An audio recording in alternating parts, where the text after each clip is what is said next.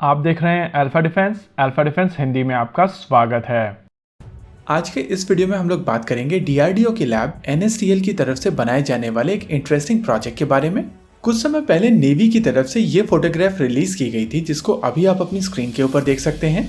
अगर आप इस फोटोग्राफ को ध्यान से ऑब्जर्व करेंगे तो आपको समझ में आएगा कि ये एक अनमैन्ड अंडर वाटर व्हीकल है जो ऑटोनोमस तरीके से काम करेगा और ये सिस्टम टॉर्पीडो लॉन्च करने की क्षमता रखेगा। जी हाँ, इस फोटोग्राफ में एक टॉर्पीडो भी देखी जा सकती है, लेकिन मेरी जानकारी के हिसाब से ये सिस्टम इंडियन नहीं है और डीआरडीओ की लैब एनएसटीएल कुछ ऐसा ही एक सिस्टम बना रही है। अभी आप अपनी स्क्रीन के ऊपर इस सिस्टम की स्कीमेटिक को देख सकते हैं। वैसे इस डायग्राम का रेजोल्यूशन काफी लो है, इस वजह से ये चीज समझ में नहीं आएगी कि इसकी लेंथ लगभग 9 मीटर की है और डायमीटर लगभग 1 मीटर का है। ये सिस्टम भी मल्टीपल टॉर्पीडोज कैरी करने में सक्षम होगा। फिलहाल के लिए अपडेट ये है कि एनएसटीएल की तरफ से इस सिस्टम को बना लिया गया है और अब एनएसटीएल इस सिस्टम के साथ में सैटेलाइट लिंक ऐड करने वाली है। इस सैटेलाइट लिंक के ऐड होने के कारण इस सिस्टम की थ्योरेटिकल रेंज असीमित हो जाएगी, यानी कि ये पृथ्वी में कहीं पर भी ऑपरेट कर रही होगी और भारतीय सैटेलाइट की मदद से इनको वहां पर कंट्रोल किया जा सकेगा।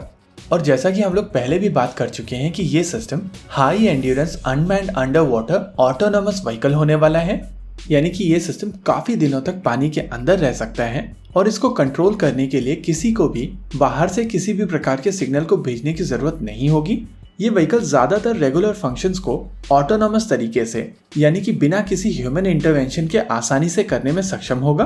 अगर इसकी स्पेसिफिकेशंस की बात की जाए तो ये सिस्टम 15 दिनों तक पानी के अंदर रह सकेगा और ये मैक्सिमम स्पीड 30 नॉट्स की देगा। इंडियन नेवी द्वारा यूज की जाने वाली सैटेलाइट रुक्मणी इस सिस्टम के साथ में डायरेक्टली कांटेक्ट कर सकेगी, यानी कि कोई भी इंफॉर्मेशन काफी आसानी से बेस स्टेशन तक ये सिस्टम पहुंचाने में सक्षम होगा। साथ ही साथ इस सिस्टम को कुछ इस तरीके से बनाया जा रहा है कि ये 2-वे कम्युनिकेशन शिप्स के साथ में भी कर सके और जरूरत पड़े तो सबमरीन्स के साथ में भी ये कम्युनिकेट कर सके। इस कम्युनिकेशन के दौरान ये अपनी location, health status, mission summary और command and control information pass on कर सकेगा। इस समय एनएसटीएल की तरफ से ऐसे 5 सिस्टम बनाए जा रहे हैं जिनके ऊपर एनएसटीएल की तरफ से इंटरनल टेस्टिंग की जाएगी और नेचुरली एक बार ये इंटरनल टेस्टिंग सक्सेसफुल हो जाएगी, उसके बाद ये सिस्टम इंडियन नेवी को दिए जाएंगे फाइनल टेस्टिंग के लिए। इन सिस्टम्स को कुछ इस तरीके से डिजाइन किया जा रहा है कि इनकी शेल्फ लाइफ लगभग 20 साल की होगी। साथ ही साथ इस डिजाइन फेज के दौरान ये चीज भी इंश्योर की जा रही है कि ये सिस्टम पूरी तरीके से स्टेल्दी हो, यानी कि ये किसी भी प्रकार की वाइब्रेशन और नॉइज प्रोड्यूस ना करें। हालांकि आमतौर पर किसी भी प्रकार का सिस्टम अगर पानी के अंदर ऑपरेट करता है तो वो एक थोड़ी एम्बिएंट नॉइज क्रिएट करेगा, लेकिन इन सिस्टम्स को बनाते समय इस चीज को ध्यान में रखा जा रहा है कि ये नॉइज कम से कम हो।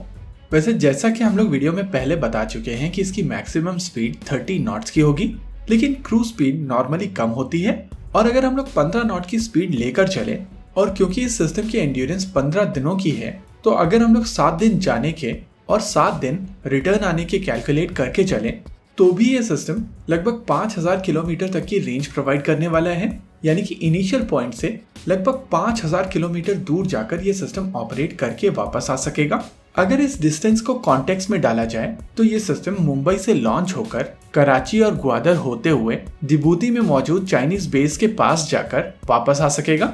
और सबसे इंटरेस्टिंग चीज, क्योंकि ये सिस्टम टॉर्पीडो लॉन्च करने में सक्षम होगा, इस वजह से काफी आसानी से मुंबई में बैठा हुआ एक नेवल ऑफिसर दिबूती, ग्वादर या कराची में किसी शिप को डुबाने में सक्षम होगा। ओवरऑल ये काफी बड़ा डेवलपमेंट है और अगर चीजें वैसी होती हैं जैसा कि प्लान की जा रही हैं, तो ये इंडियन नेवी की क्षमताओं को बहुत ज्यादा इंक्रीज करेगा। इसी के साथ आज के इस वीडियो में रखते हैं केवल इतना ही। वीडियो को अंत तक देखने के लिए धन्यवाद। देखते रहिए अल्फा डिफेंस। जय हिंद।